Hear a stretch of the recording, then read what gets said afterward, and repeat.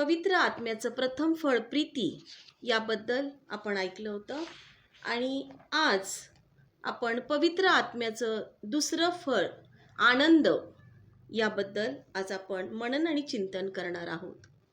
आजच्या मननासाठी जे वचन आहे ते वचन गलती करास पत्र याचा 5वा अध्याय आणि 22वं वचन आपण ऐकूयात. आत्म्याच्या द्वारे निष्पन्न होणारे फळ प्रीती, आनंद, शांती, सहनशीलता, ममता, चांगुलपणा, विश्वासूपणा, सौम्यता व इंद्रिय दमन हे आहेत. पवित्र आत्म्याचे एकूण 9 फळं आहेत आणि त्यामधलं प्रथम फळ प्रीती यावर आपण ऐकलेलं आहोत आणि आता आपण पवित्र आत्म्याचं दुसरं फळ आनंद यावर आपण आज ऐकणार आहोत. आपल्या आजूबाजूला काय घडत आहे यावर आपला आनंद अवलंबून नसतो, तर येशू कोण आहे यावर आपला आनंद अवलंबून असायला हवा. आनंद हा पवित्र आत्म्यापासून येतो. जेव्हा आम्ही देवाच्या उपस्थितीमध्ये राहतो आणि त्याच्या पवित्र वचनातील आशेपासून आम्हाला आनंद प्राप्त होतो. जे परमेश्वराचं वचन आहे त्या वचनामध्ये परमेश्वराने जे आम्हाला अभिवचनं दिलेली आहे, जी आशा आम्हाला त्या वचनातून प्राप्त होते, त्यामुळे आम्हाला आनंद मिळत असतो. आनंदाचे 2 प्रकार आहेत. पहिला म्हणजे जगिक आनंद आणि दुसरा म्हणजे स्वर्गीय आनंद. जगिक आनंद जो आहे तो तात्पुरत्या स्वरूपाचा आहे. तो क्षणभंगूर आहे. थोड्या वेळापुरता आम्हाला त्या गोष्टीबद्दल आनंद मिळतो आणि त्यानंतर तो आनंद क्षणात निघून जाणारा असा आहे. परंतु जो स्वर्गीय आनंद आहे तो न संपणारा आहे, तो चिरकाल असा टिकणारा तो आनंद आहे. प्रियांनो, परमेश्वराचा आनंद हेच माझे सामर्थ्य आहे. आनंद हा नेहमी आपल्या भावनांवर आणि आपल्या परिस्थितीवर अवलंबून असतो. प्रेषित पौल म्हणतो की प्रभूमध्ये सर्वदा आनंद करा आणि पुन्हा म्हणेन आनंदच करा.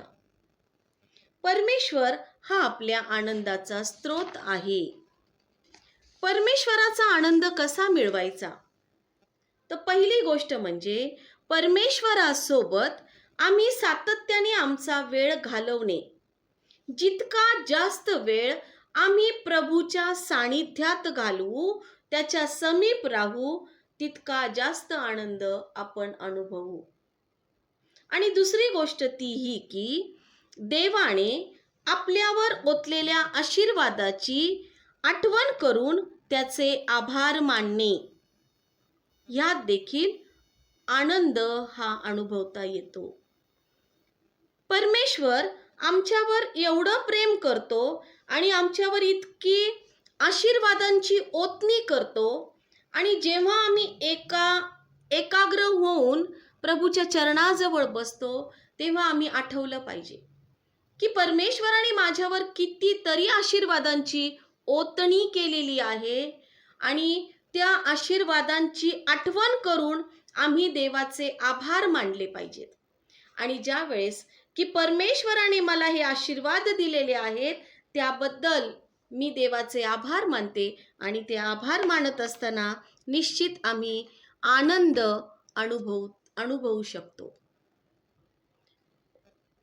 हा आनंद जो आहे हा आनंद आम्हाला पवित्र आत्म्याकडून येतो आणि आमच्या अंतःकरणामध्ये तो कार्य करतो.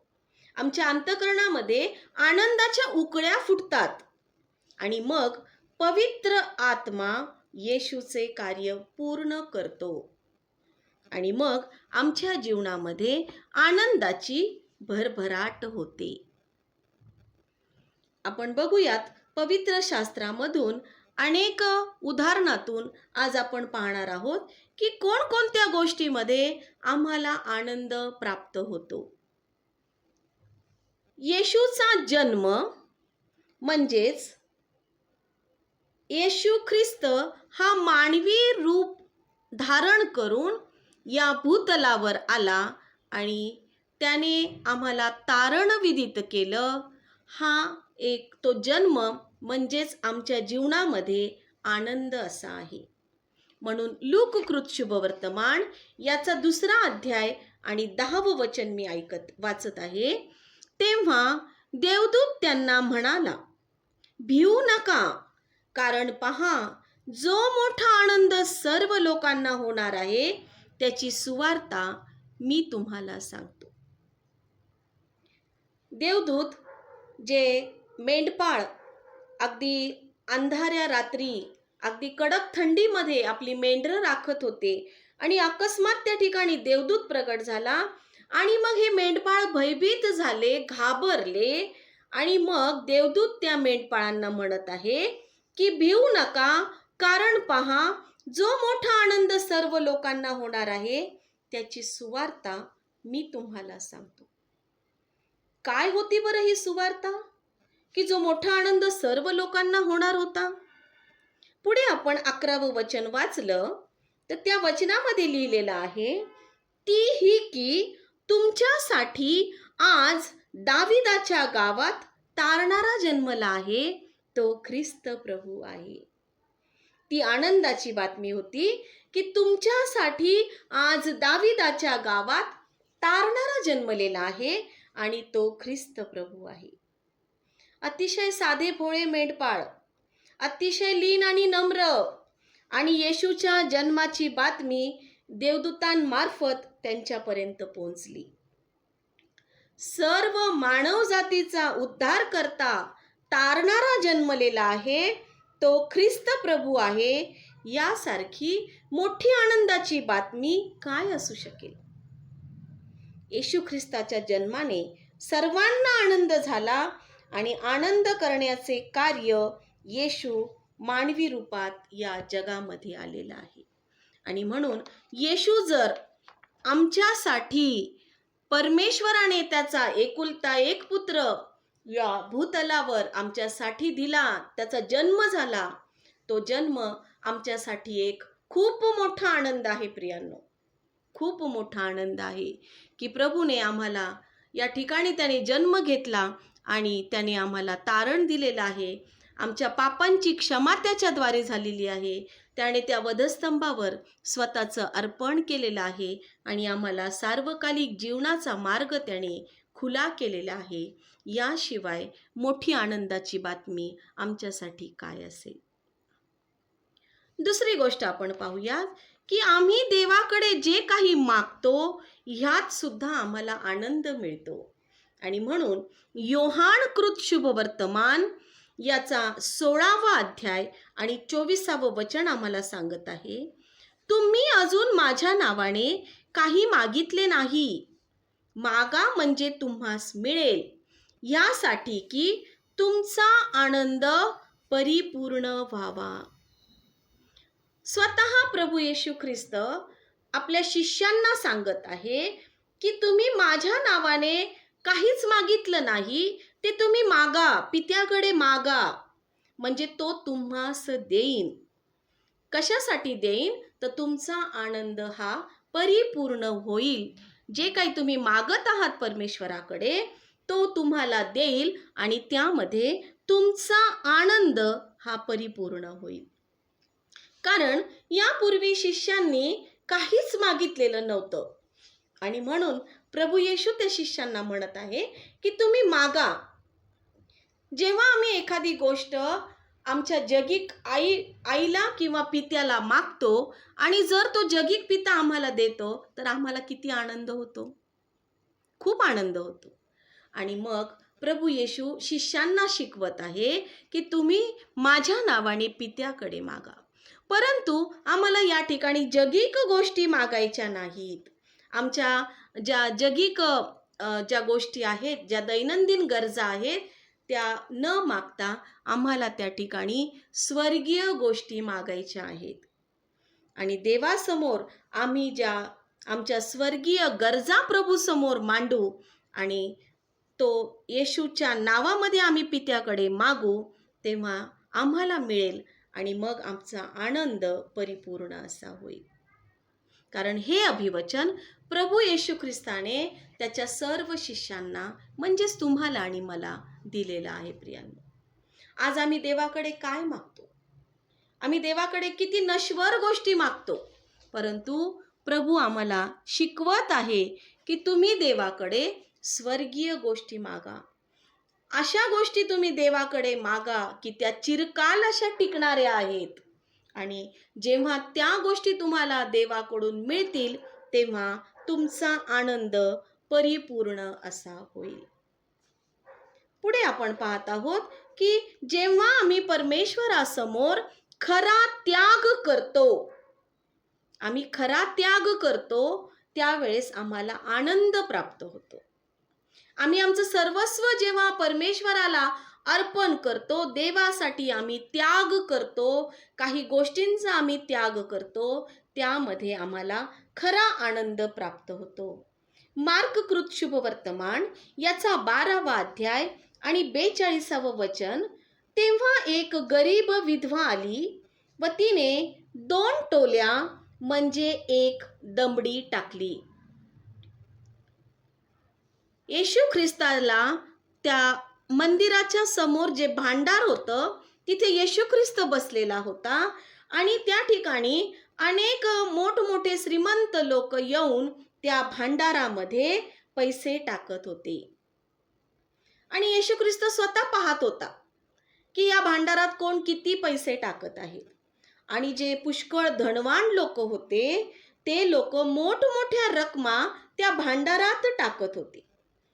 त्यातच एक विधवा आली आणि त्या विधवेकडे होते नव्हते तेवढे त्या 2 टोल्या म्हणजेच ती 1 दमडी त्या विधवेने त्या भांडारामध्ये टाकलेली आहे. आनंदाने 2च टोल्या विधवेने टाकिल्या.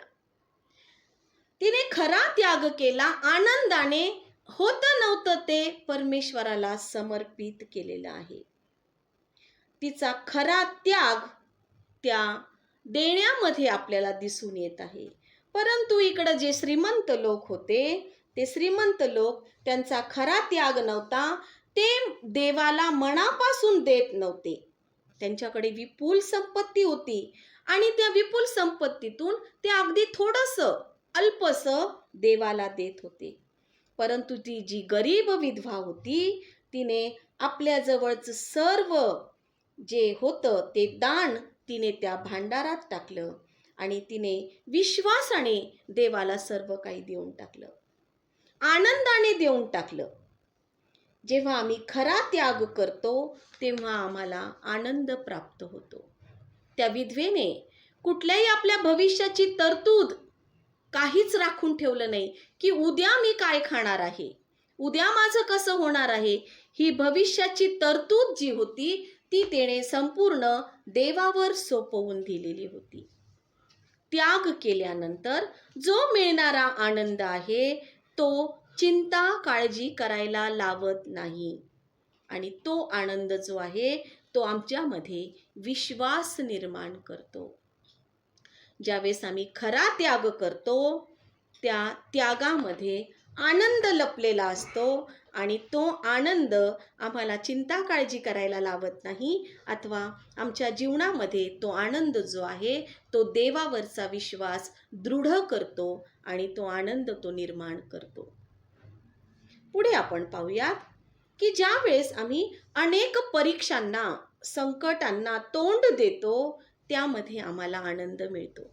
आमच्यावर अनेक संकट येतात, आम्ही अनेक नानाविध परीक्षांना आम्ही तोंड देतो, त्यावेळेस आम्हाला त्या परीक्षांमध्ये आम्हाला परमेश्वराकडून आनंद प्राप्त होतो. याकोबाचे पत्र याचा पहिलाच अध्याय आणि 2रं वचन. माझ्या बंधूंनो, नाना प्रकारच्या परीक्षांना तुम्हाला तोंड द्यावे लागते तेव्हा तुम्ही आनंदच माना. याकोब स्वतः या वचनामध्ये परीक्षेसंबंधी लिहित आहे. आणि ही जी परीक्षा आहे ही परीक्षा सात्विक परीक्षा आहे. ही काही जगिक परीक्षा नाही की 2-3 तासाचा पेपर आमच्या हातात येतो, काही प्रश्न आहेत त्या प्रश्नांचे उत्तर आम्ही लिहायचेत, अशी परीक्षा नाहीये. ही प्रॅक्टिकल परीक्षा आहे, आमच्या जीवनातली परीक्षा आहे. आणि ही जी परीक्षा आहे ती सात्विक परीक्षा आहे. आमच्या जीवनामध्ये देवानेच पाठवलेल्या काही अडचणी असतात. आणि जेव्हा या अडचणी आमच्या जीवनामध्ये येतात तेव्हा आमच्या विश्वासाची खरी पारख होते. आणि मग या अडचणीच आम्हाला ख्रिस्तासारखे बनवतात. म्हणून आपण त्या अडचणींसंबंधी कुरकुर करू नये. देवाने ही परीक्षा माझ्यावर येऊ दिली, त्यामागे देवाचा काहीतरी चांगला हेतू माझ्यासाठी आहे. अचानक आपण आजारी पडतो, अचानक आम्हाला कोणत्या तरी संकटाला, परीक्षेला अचानक तोंड द्यावं लागतं आणि मग आम्ही त्या ठिकाणी कुरकुर करायला लागतो. परंतु ह्या परीक्षेसंबंधी याकोब आम्हाला लिहित आहे की तुम्ही त्या ठिकाणी कुरकुर करू नका. तर आम्हाला नाना प्रकारच्या परीक्षांना जर तोंड द्यावे लागत असेल तर त्यामध्ये आम्हाला आनंद मानायचा आहे. ज्यावेळेस आमच्या जीवनामध्ये अशा परीक्षा येतात तेव्हा देवाचा चांगला हेतू आमच्या जीवनासाठी आहे. त्या परीक्षांनी आम्ही खचून जाऊ नये, तर त्या परीक्षांमध्ये आम्ही आनंद करायला शिकलं पाहिजे. कोणतीच परीक्षा ही सुखदायक नसते. कोणतीच परीक्षेमध्ये आम्हाला आनंद नसतो प्रियांनो, कारण परीक्षा ही खूप कठीण असते. परंतु जर ही परीक्षा आपण पास झालो, उत्तीर्ण झालो, तर ती परीक्षा आम्हाला अखेरीस फळ देतात. आत्म्याची फळं सर्व आबाद असली म्हणजे येत नाहीत. त्यासाठी काळे ढग, पाऊस, वादळ हवे असते. म्हणून संकटे आल्या की आम्ही गोंधळून जाऊ नये. जर आमच्या मानवी जीवनामध्ये संकटे आली, आमच्या जीवनामध्ये जर परीक्षा आल्या, तर आम्ही गोंधळून जाऊ नये, तर आम्ही त्यामध्ये आनंद मानायला शिकला पाहिजे. जेव्हा आम्ही अनेक परीक्षांना तोंड देतो तेव्हा आमच्या जीवनामध्ये आनंद निर्माण होतो.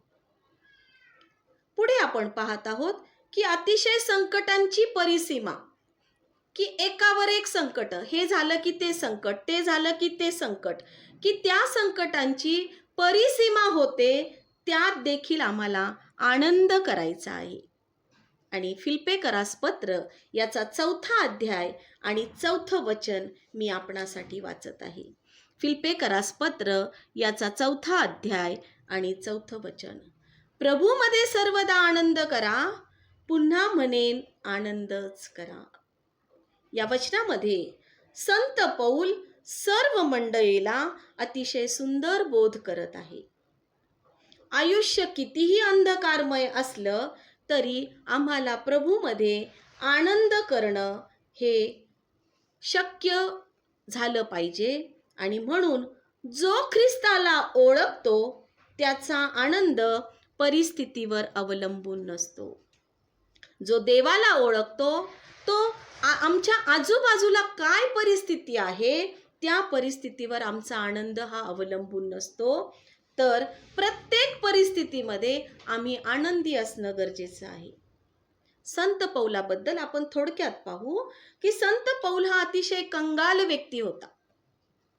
तो जेव्हा शौल होता तेव्हा त्याच्याकडे आनंद होता, पण तो आनंद कोणता होता प्रियांनो?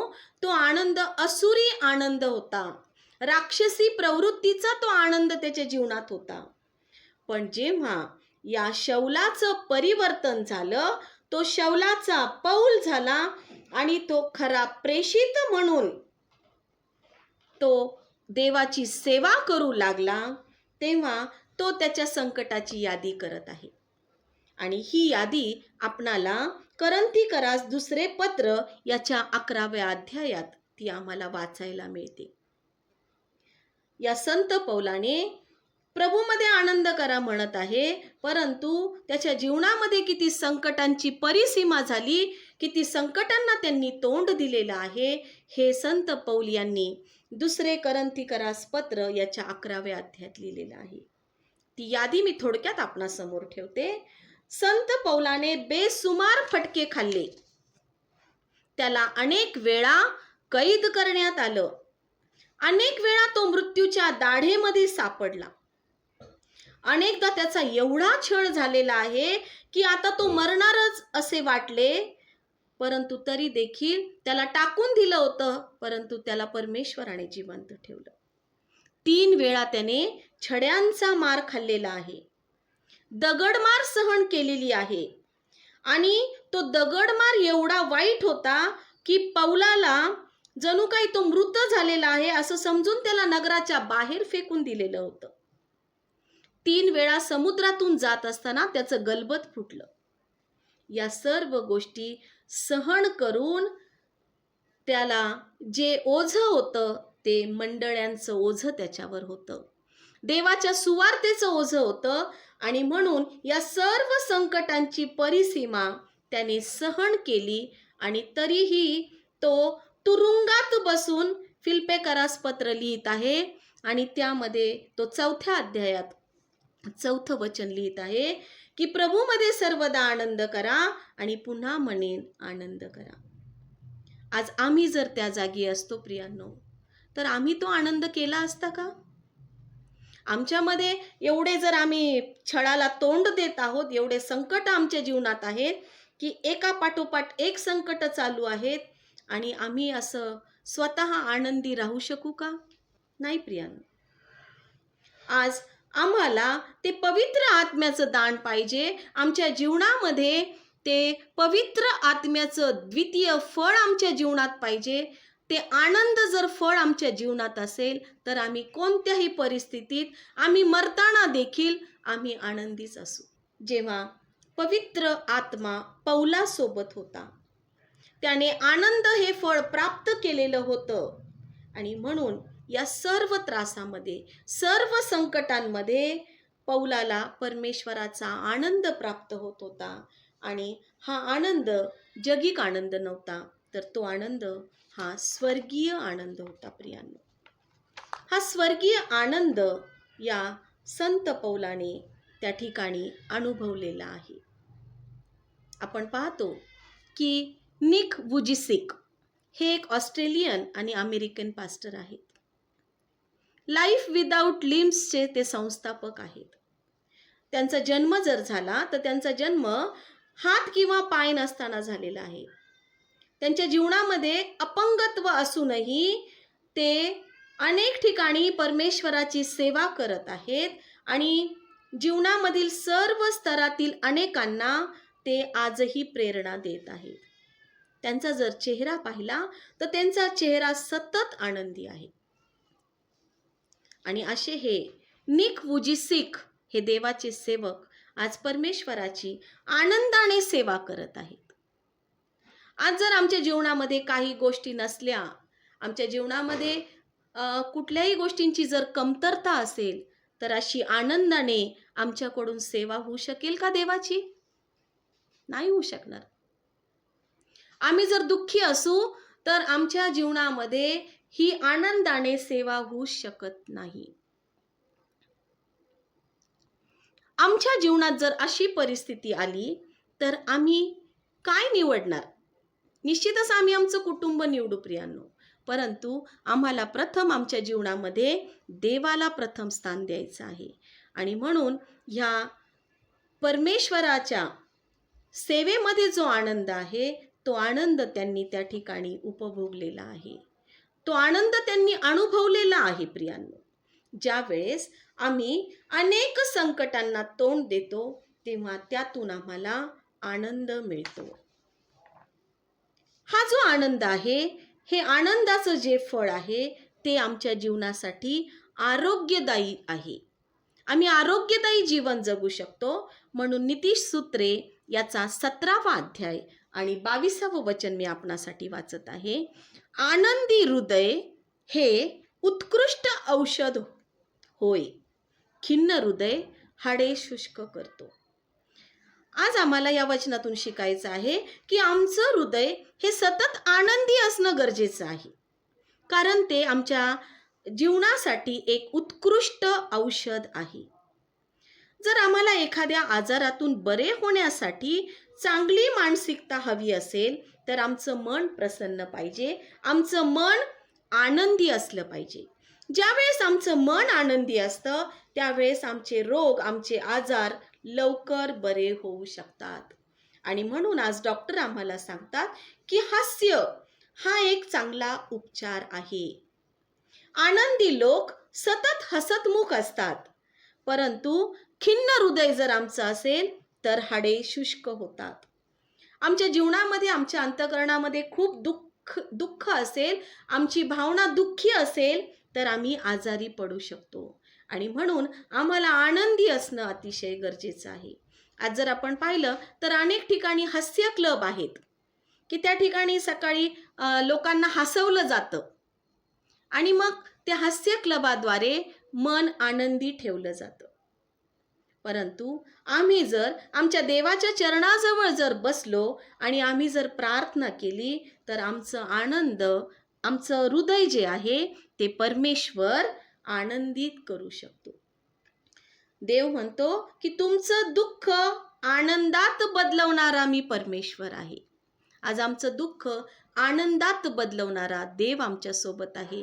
म्हणून आम्हाला त्याच्या चरणाजवळ बसून प्रार्थना करून आम्हाला आनंदी हृदय प्राप्त करून घ्यायचं आहे. आज आपण परीक्षण करूयात. आज आनंद जे हे फळ आहे पवित्र आत्म्याचं, हे माझ्या जीवनात आहे काय?